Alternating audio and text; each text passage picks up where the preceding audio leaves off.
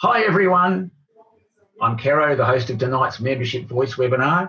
Tonight's webinar is the first of a new series of conversational webinars where our subject matter experts will address opportunities for clubs to improve the experience they offer members. Tonight's presenter is Fry. Beck is the immediate past Australian Rotaract chair and is recognised for her expertise on the topic of engaging millennials, amongst a bunch of other things. And Beck has dual Rotaract and Rotary membership, having opted to join the globally renowned Rotary eClub of Silicon Valley. At this stage, I am delighted to introduce Fry. Over to you, Beck. Perfect. Thank you so much, Caro, and thanks for those who have joined this call live as well.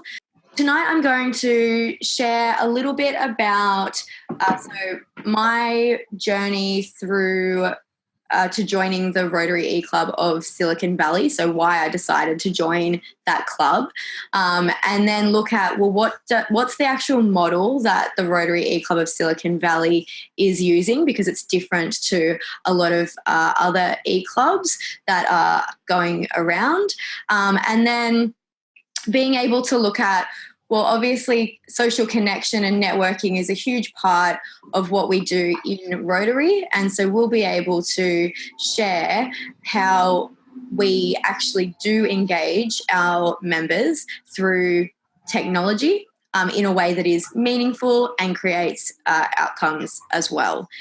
So for tonight's agenda, I'm going to talk a little bit just about who I am to set the scene of how I've gotten to where I am now. Then I'm going to talk about why I joined the eClub of Silicon Valley. So a question I often get asked is, why the US? Why not Australia? And honestly, it's not about the country, it's just about the model. Then looking at, so how do we actually engage remotely? And we've got three main ways in addition to our weekly meeting, which is Coffee with a Rotarian, Happy Hour, and a members-only Facebook group. And then I want to talk about opportunities beyond the club experience as well. So a little bit about who I am. So I've been in the Rotary family now for coming up to 14 years, from when I applied to be an attendee at the National Youth Science Forum. And then since then, I've been heavily involved in RYLA, quite heavily involved in Rotaract. And for both of those programs, it's been at a club, district and national level. And then in 2018, after 18 months of exploring the Rotary world, I decided to join Rotary officially in the Rotary eClub of Silicon Valley. And most recently, I was fortunate enough to attend the Rotary International Assembly in San Diego and present on PR and Rotary core values. The assembly was an amazing opportunity, and to clarify, I attended in the capacity of a Rotaractor because there were 60 Rotaractors from around the world selected this year to go to the International Assembly, where they train all of the district governors. So Rotary International is really taking Rotaract and millennial engagement quite seriously, and I hope that this presentation will demonstrate what some of the future of Rotary could look like. I think there will still be a place for our traditional clubs, and this is very much an and conversation rather than an or conversation as well. So, magic question, why did I join an eClub in the US? So first of all, what is an eClub? And essentially an eClub is, it's a normal Rotary club. So the term eClub isn't required for eClubs anymore. They can just be called a Rotary club and meet online. But I like the fact we still use eClub because it actually helps prospective members understand how we engage. And the way that we engage is utilising technology to connect on all things Rotary. So our meeting is online, a lot of our engagement is online, and then we do a combination of both in-person and online initiatives as well. Now, moving on into specifically Silicon Valley. because I think I do want to clarify here, so why not an Aussie club? And a big part of that is because a lot of eClubs that I have seen have taken the traditional Rotary model and moved it online. So instead of meeting in person, you're meeting on a webinar, and instead of kind of having the perspective has been around, oh, well, we don't have we don't have meetings. So we do all of our engagement online. We hold our meetings online. We still meet weekly, and we have that ongoing connection. But the difference for our club, so we're not a traditional club moved online. We actually have a blog, and I'll go into what that blog looks like in a second. But the other thing that I really liked about the Rotary eClub of Silicon Valley was that they had a really strong brand. So you can see that at the bottom underneath our logo, it says technology, innovation, education, humanitarian service. So all of our stuff is around innovation, education, partly entrepreneurship. So I know that all of the content that I will get through Silicon Valley is branded in that way, and in that sense will be around topics I'm interested in. Now, that doesn't mean that we don't talk about health projects, for example, or we don't talk about water and sanitation projects. What it does mean, though, is if we are focusing on projects that are non-education related, then they are particularly innovative. So they are projects that are doing something different, and that's really exciting as well. So I was a little bit intrigued when I heard that this club was a blog, because I remember back in the day when I heard of eClubs, and I had an image of an online club, a traditional club being moved online. That was my very personal perspective of a nightmare. I've been through teleconferences with work, and just in terms of engaging with, people being muted or background noise or things like that, I was like, oh my goodness, that sounds really challenging. But the other element was I do really like personal connection with people, and I was curious as to how that might actually be curated otherwise. So the next thing I did was when I found out that there was, this different type of Rotary club, I thought, all right, hang on a second.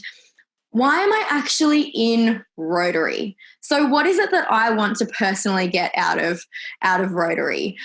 Because I think another thing that often happens is we find ourselves in a Rotary club or a Rotaract club, and like, all right, how am I going to make the best of this situation and what's available to me? But because I was joining a Rotary club, I got the choice of which Rotary club I was going to join. And so I'm like, well, hang on. Instead of finding a club and then going, cool, how do I make this work for me? I thought, well, I should work out what I want to do first and then find a club that can actually provide me with what I need and align with what my goals are. So I went through a process of looking at, well, what is it that I'm really passionate about? What is it that I'm skilled at? And what is it that I kind of want to take action on? And wherever the sweet spot is, that's what I would call my Rotary sweet spot. So for me personally, and I think I would encourage, other people who are watching this video to consider this for themselves. My passion is around professional development. It's around inspiring and empowering people to create the change that they want to see. It's helping them to understand what is it that, they might be really interested in terms of community or social impact, and helping them realize and achieve those goals. Now, in terms of what I'm skilled at, so one of the things that I particularly think I'm skilled at is connecting people and ideas. Some of that ties a little bit into strategy, but I try to bring different people together where I see that there's kind of a collaboration piece. Now, in terms of the action, so I work on a few different projects. Some of you know that I'm on the Rotaract Australia board. But my big kind of, side project at the moment, actual project, is around RYLA. So when I looked at, all right, how can I bring people together and kind of enhance the impact that they're having, we realised that there's a lot of there's kind of not a lot of collaboration in RYLA at the moment. And this was about 14 months ago that that this was appreciated. And so what we did was, so my Rotary sweet spot was then in relation to bringing together all of the RYLA leaders and RYLA chairs from across Australia together to collaborate, and we held a RYLA National Leaders Forum. We reached out to all the RYLA directors and chairs in every district in Australia. We had both districts from Perth, we ran a forum down in Melbourne. We had both districts from Perth, both districts from Adelaide, most of the districts in Melbourne, one of the Sydney districts, a couple from Queensland, and everyone else that we spoke to was really keen and excited and why haven't we done this before? But at the same, some of them had like clashes or financial constraints. Now, this takes up a lot of my time, as you can imagine. And in this respect, it's kind of, because I'm working on some really big other projects, I had to look at something that was a Rotary club that was going to be an efficient club model for me, a flexible club model for me, and essentially wasn't increasing my commitment in Rotary in different ways. Because now that this is our goal, so we're from this Leaders Forum, we've got some other projects that have kind of stemmed from this. So now that this is what I'm working on, anything that I do in Rotary outside of this takes away from what I can invest into the RYLA National Alumni Association and Forum and that we're creating. So I hope that provides some perspective on what I was looking for. And now I will go into how the eClub actually helps me deliver on this. So how we remotely engage. So the first thing is about our meetings. So I mentioned that we are not a traditional club online. This is our Rotary Club page. And the way that our meetings are structured are through a blog. So we actually have our meeting online. So we have a new meeting every week. And it's structured containing similar content to what a traditional club meeting would have, but it's all online on a blog, which means that we can all review this content at any time that suits us during the week. I've done it while I've been drying my hair. I've done it while I've commuted to work. I've done it when I am at a cafe, having breakfast. So I'll run through some of the segments that we've got. So we have a message from our president, Andrew. We then have Yvonne, and Yvonne does weekly jokes for us in the same way, whether you have like Sergeant or, just kind of adds that personal element. We then have a weekly inspirational video. And I'm kind of liken this to, when you talk, if you were to toast another Rotary Club around the world, and you get inspired about what they're doing in their country. This is our weekly inspiration. It's generally a 2 to 3 minute video.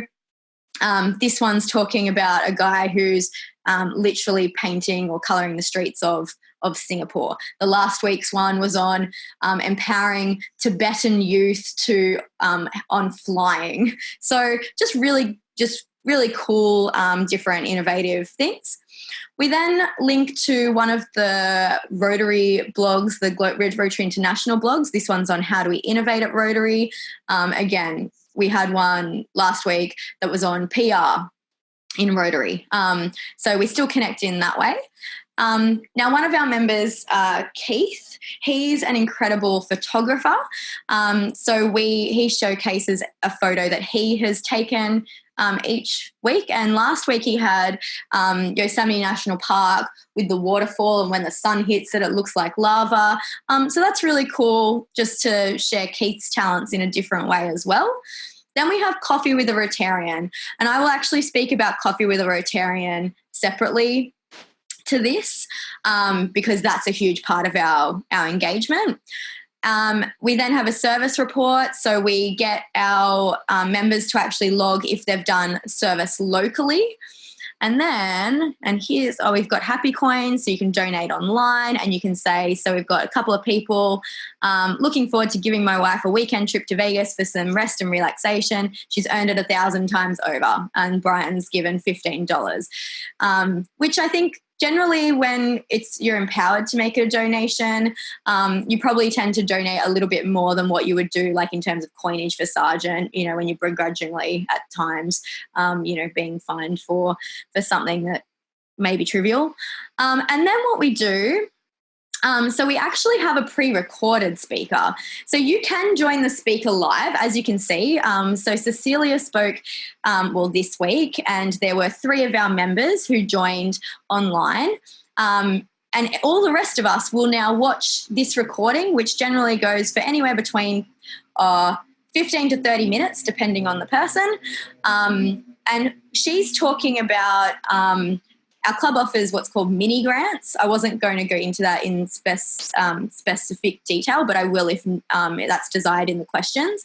But because our members are remote, we give them grants, and they can utilize that grant on a local initiative. So Cecilia volunteers with a kids' breakfast club, and the idea is if they don't have breakfast, then they're not going to school and so forth. So she applied for a mini grant, which needs to be matched and so forth. But yeah, she got that. And so she tells her story about her volunteering experience. And then we've got all of the live recordings. And the last thing, to say that we've attended, and this meeting only went live yesterday, you need to actually make a comment. We've got, a great way to getting to know you a little bit more, Celine. I love the video. It seems like Belize is wonderful. I hope to visit one day. But our meeting, so this is like literally a brand new meeting. The oldest comment's 19 hours old. Last week, I think we had 30, 35 comments. So we have guests, we've got club members. Essentially that's the way that we engage. And it's a really positive thing because all of the comments are really cool to see as well. But that gives you kind of a rough idea of what our meeting structure looks like. Now, what I wanted to then tap into, so if anyone has seen my Engaging Millennials presentation, I talk about the data of what are the barriers for Rotaractors and millennials joining Rotary and what are the things that they like. So in terms of the 2 things around time and money, time, our meetings only go for an hour. To get through all of that content takes an hour, the same time you would generally do a traditional meeting in. And the other one around money, we don't, so yes, there's, we still have an annual membership fee.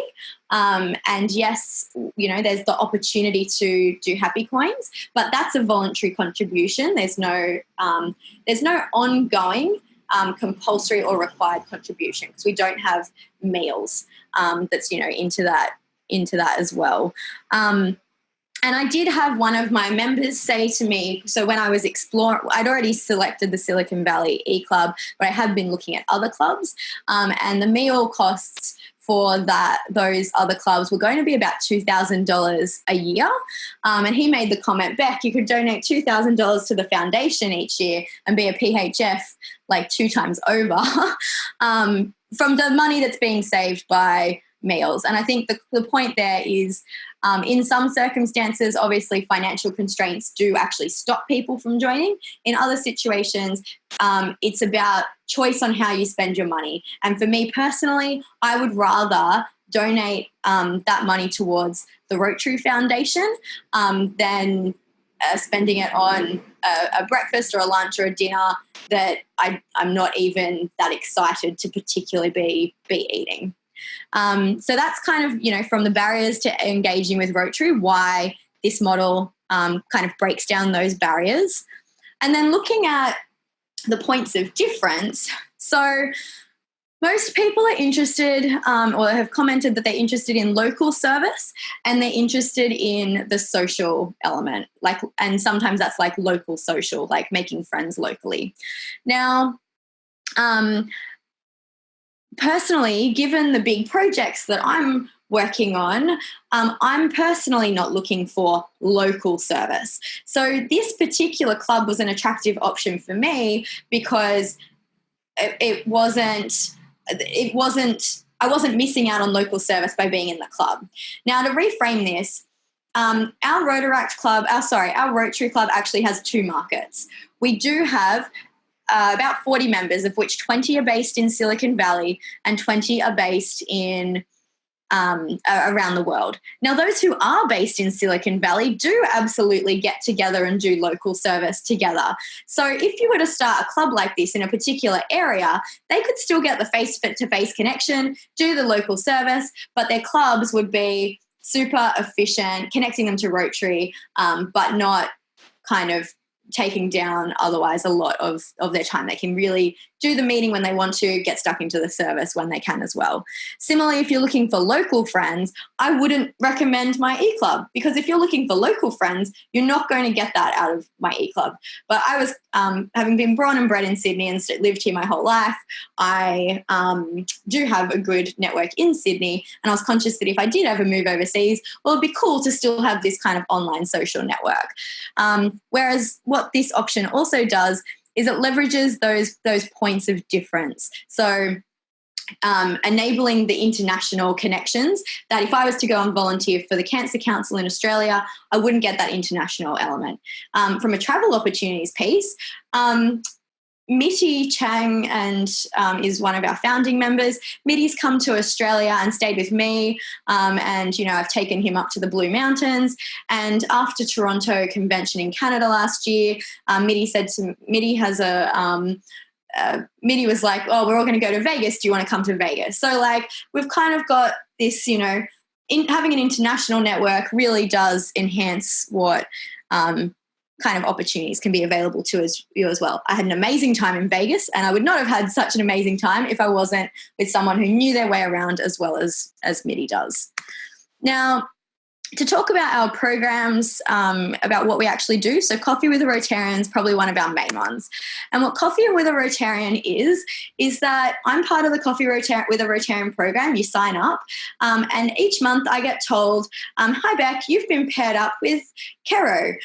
You guys need to find the time for half an hour or, even 15 minutes if you want to catch up and, have a coffee." So I'll have my coffee here in Sydney. Kero will have his coffee or preferred beverage choice over in Western Australia, and we have these amazing one-on-one conversations.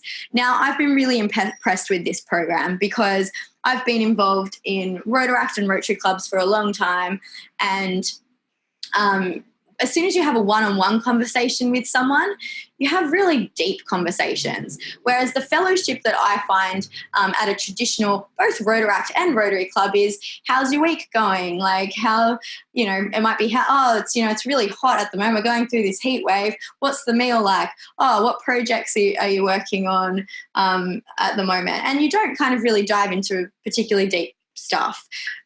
With my last Coffee with a Rotarian catch-up was with a retired lawyer in Canada. We compared cost of living. We compared the legal systems across Canada and Australia.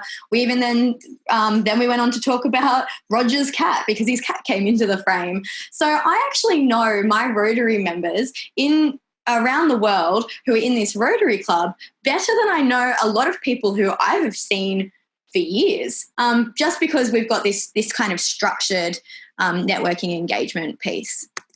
Now, the other thing that we do is happy hour. So we held happy hour a couple of weeks ago, and it's where we all decide to say to everyone who's in our club, "Hey guys, we're going to jump online at this particular time. If you're interested, feel free to join us," but there's absolutely no obligation to either.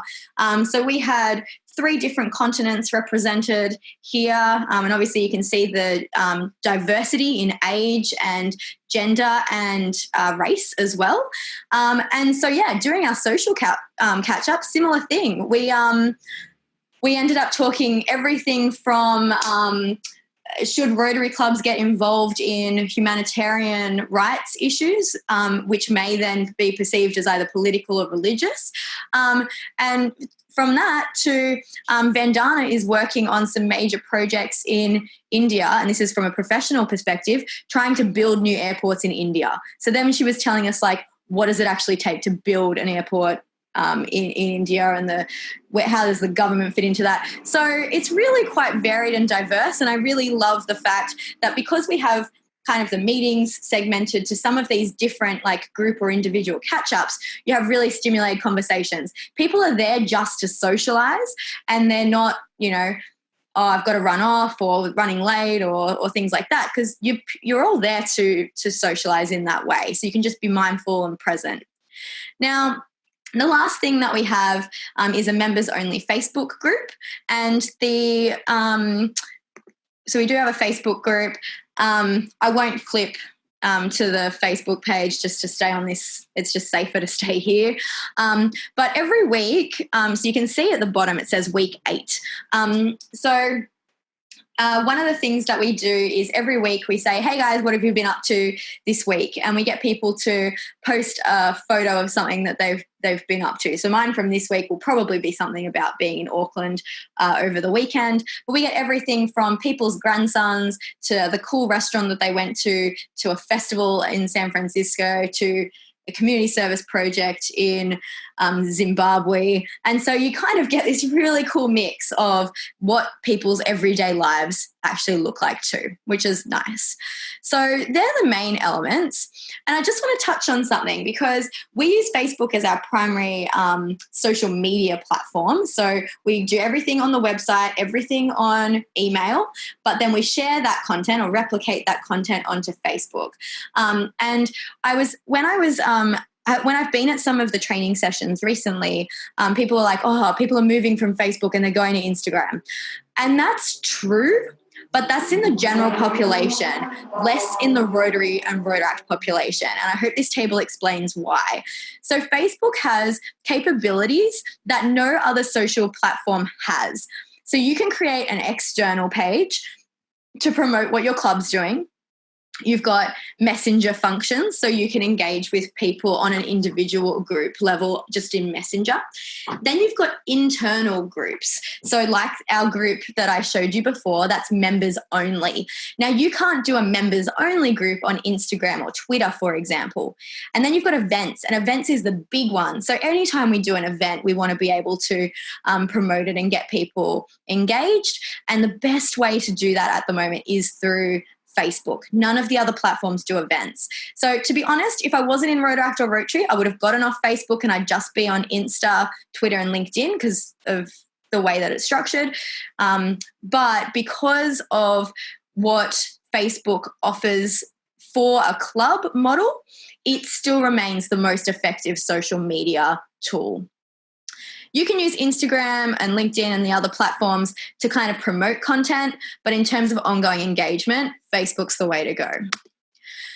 Now, I just want to briefly touch on some things beyond the club experience. So when you're in an online Rotary club, that means that you're actually empowered to participate in the service and social elements within the greater Rotary family as you choose. So in a traditional model, you're kind of directed by either existing projects or what the club, what the members vote on doing, for example. But you might be familiar that Rotary has fellowship groups.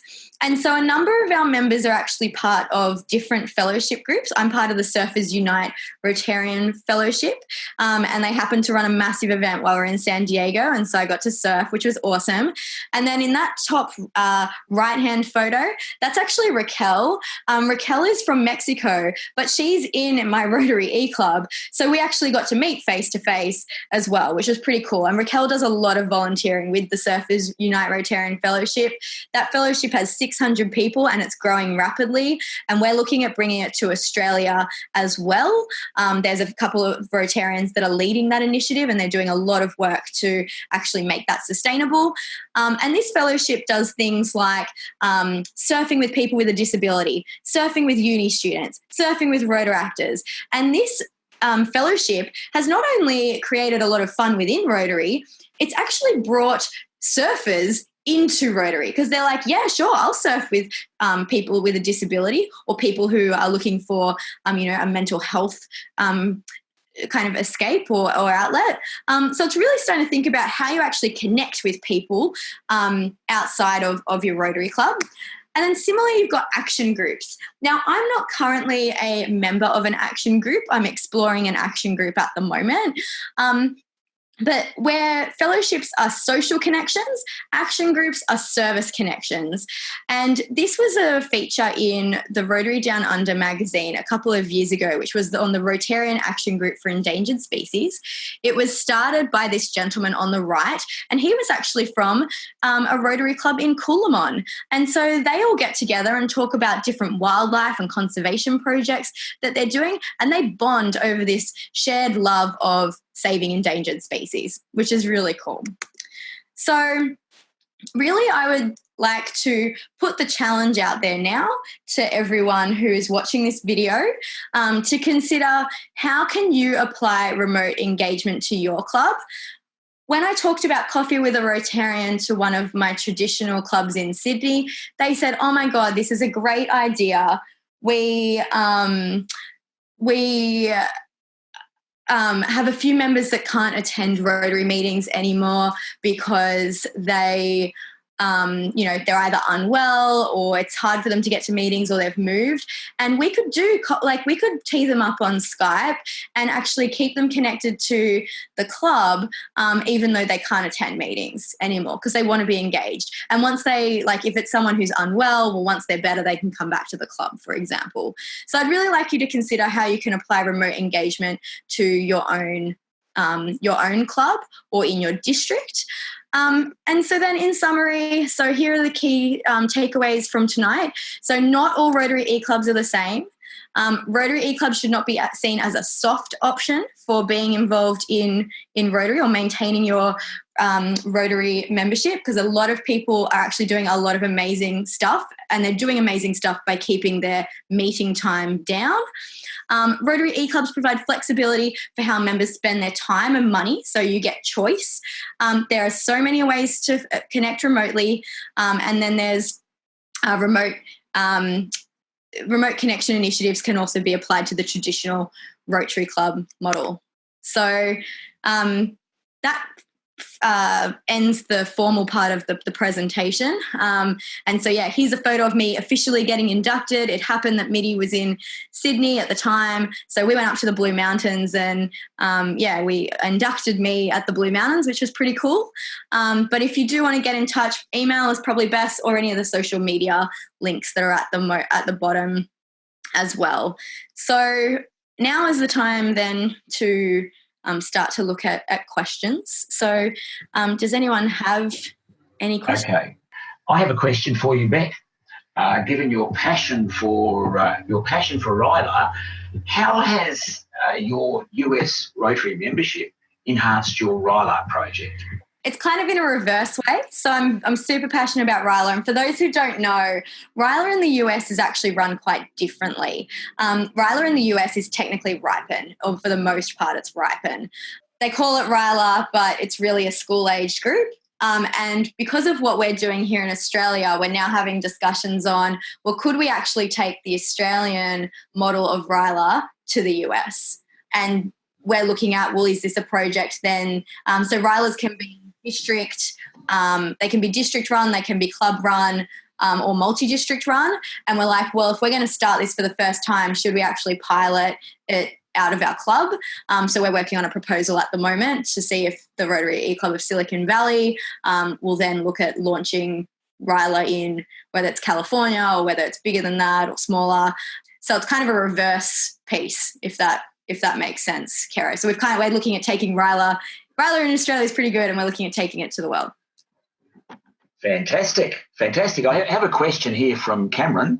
Mm-hmm. Is there an opportunity to start a Rotaract-specific option as well as attending this Rotary-specific one? Yes. So I'd probably want clarification from Cameron as to whether he's talking about dual membership in general. So can you be a Rotaractor and a Rotarian at the same time? To which the answer to that is yes. I'm currently a dual member. I haven't aged out yet. So I still have membership at the Rotaract Club of Sydney City. And the other thing, so if the question's then kind of, can this model be applied to a Rotaract club? Absolutely. There's the Rotaract club of, so it's Big West Rotaract Club, I think, and they've applied this same model to them as a Rotaract club. So yeah, you can have one Rotaract club membership and one Rotary club membership. Which models you choose to follow is entirely up to you. I have a question from Sam Fuster. What is an example of a project that your club has supported outside of the Silicon Valley? Yeah, so I'm going to share two examples actually. One is actually how we in Sydney supported a project that was in Silicon Valley, and the other one will be a project outside Silicon Valley as well. So one of the things that we do, so education is a big area of focus. So we raise funds to, I think it's called Laptops for Good. It's our own Rotary project though, and the idea is that we raise funds to purchase laptops for students of low socioeconomic status who are entering university. So that's kind of, they then apply to get a laptop from us. And so we run a big fundraising night, I believe. It's done, through some of the schools and stuff over in the US. And there are 3 of us in Sydney that are members of this Rotary eClub. So we were like, all right, well, what can we do? We're like, we can create something for the raffle. So we all got together one day. We went to Macquarie Centre. We went to the supermarkets and got Tim Tams and Vegemite and tea. And then we went to one of the shops and picked up all this kind of Aussie mugs and boomerangs and stickers and so forth. And we put it all together and we sent it over. That's right. We also got Possum Magic with a stuffed possum, the book.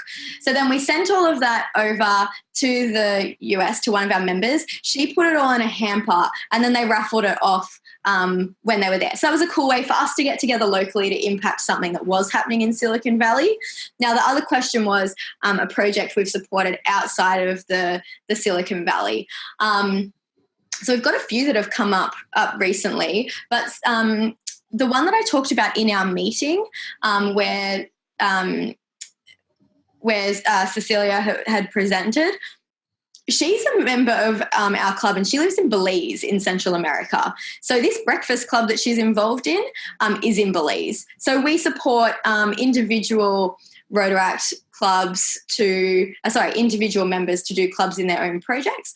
We would like to build that. We'd like to create, we've got a goal of creating kind of like an international project fund, and then we can start to look at, Rotary Global grants, partnering with other Rotary clubs, stuff like that, and doing something on a much bigger scale.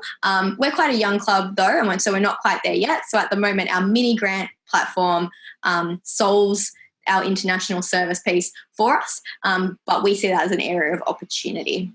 How does the time zone difference impact your Rotary experience? Yeah, so pretty lucky here in Australia because we're so far kind of ahead of some other parts of the world. It's actually so at the moment it's a 5-hour time difference. Once daylight saving finishes and California actually goes into summertime as well, it'll be 7 hours. But that's still a business day, right? So what we've actually got quite we have all of our speakers scheduled at different times of the day so that when the live recording's done, different people can dial in if they'd like to dial in. Same when we do happy hour, we can do happy hour at a different time. But we use programs like World Meeting Clock, which is just an app online. So when I've got my coffee with a Rotarian with Roger in Canada, I go, cool, Roger's in Pacific time. So I go, Vancouver, and I put myself in Sydney, and it will match up what the appropriate times are. So we use that as an app to kind of make things easier. But you just make it work. You go, all right, well, when are you available and what time will that be when I'm here? And we do it. So the impact's fairly minimal. Thanks, Beck. Which membership has claimed more of your focus or is claiming more of your focus, Rotary or Rotaract? Because I'm on the Rotaract Australia board, this is actually a really busy period for us.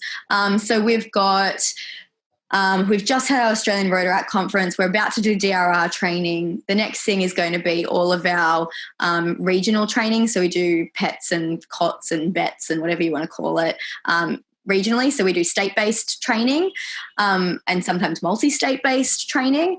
So I think the cool thing is that having a flexible, low meeting requirement for my meetings a flexible time of investment for my meetings helps me to be able to divide up the rest of my time as I need. At the moment, Rotaract's increased a little bit because of initiatives that we've got coming up.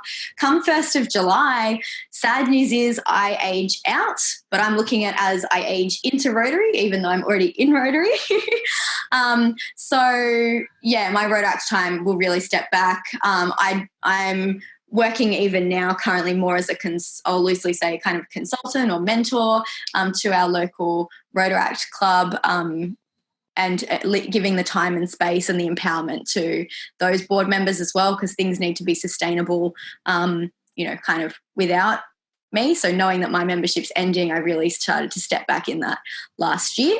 And then come kind of May, June, things for RYLA will kind of ramp up because we've got a national forum. And then kind of weaved throughout this is just presentations that I'm doing for different Rotary clubs and different committees and stuff like that. So I think the point is it's all integrated, and this provides me with a level of flexibility to determine where my time and energy should be spent at a particular time for the short and long term. Super. Thanks, Beck. A question from Barry. How do your club officers attend the District Assembly for Silicon Valley? Do they accommodate overseas participation? That's a great question. So this will, up until now, so we're about 5 years old. Up until now, all of our presidents have actually been US-based, and the incoming year is the first year that we're going to have an international president. He will be from Zimbabwe. He's lived in the US, he's lived in Europe, he's lived in Japan, he's now in Zimbabwe. I honestly don't know what's expected of him yet. I don't sit on our board for the Rotary eClub of Silicon Valley, so I'm not sure how that's been structured, but I could easily find that out and I can post it in this event group. So I'm not sure if he's being funded to go to Silicon Valley, which they would absolutely support, or whether there's a local PETS he can attend as well. Either model is okay. It's just working out what works for you. I would guess that flexibility like that is going to need to be built in more and more often. Correct. But it does look like there are no hands up, and the text box is free at the moment, Beck. So awesome. I think that our audience has exhausted their questions. So I'll take this opportunity to say thank you for your time, energy and preparation. As always, a high-quality presentation that's going to lend itself to re-examination and people listening to it again and taking away the many fine points that you've raised. It will also lend itself to a bit of subdivision, I think, along the way too. Yeah, and I think that's where, like I said, this isn't a situation of either a traditional model or an eClub model or a satellite club or a passport. It's purely looking at different models will attract different people. So we shouldn't be competing here. We should be finding anyone who comes into Rotary the right Rotary club model for them. And thank you there from Barry. Thank you for your presentation and Kero for hosting. But I would like to echo Barry's words there, Beck. You've done a fine job tonight. And so thank you. And on that note, good night, everyone. Thank you for being with us, and expect more in this space. Thanks, Kero. I really appreciate the opportunity, and I hope this really changes and opens people's perspectives on what an eClub can look like. Because before I'd seen this, I honestly hadn't really considered what could be. So thanks, Beck, and good night, everyone. Good night.